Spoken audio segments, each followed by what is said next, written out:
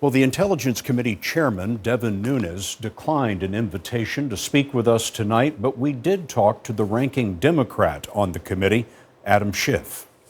Congressman Schiff, as we speak this evening, is there any evidence of collusion between the Trump campaign and Russia? Well, I think what we saw in the hearing today was Director Comey acknowledged that there was sufficient evidence and credible information that warranted his opening up a counterintelligence investigation. That is there coordination with a foreign power? Has someone become an agent of a foreign power? So there was sufficient evidence, certainly, for the director to open that investigation. That's certainly consistent also with what I've seen. And the way I've described it is there is circumstantial evidence, certainly, of collusion or coordination. There has been direct evidence of deception.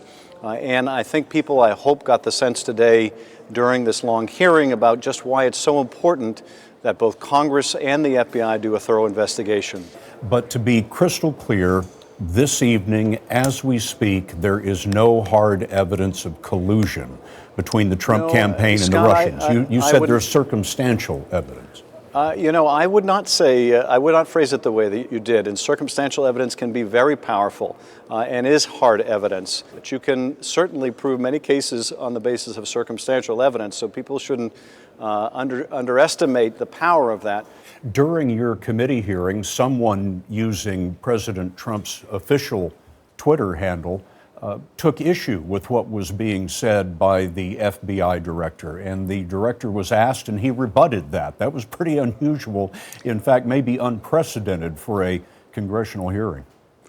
It was. You don't usually have a real-time fact check of a presidential statement by the director of the FBI and the director of the NSA, but we did get that today.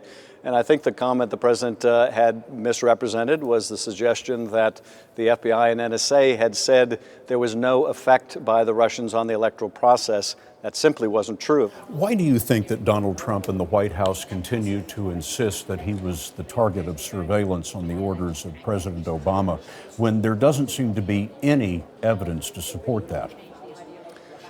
Well, one of two things. It's either that the president simply cannot admit error, and that might be the most, the least damning explanation, as critical as that would be. Or the more concerning would be he can't tell the difference between fact and fiction, and he has somehow persuaded himself of this alternate reality. That would be an even worse scenario, and honestly, at this point, I can't tell which it is. Representative Adam Schiff, thank you so much for your time. Thanks, Scott.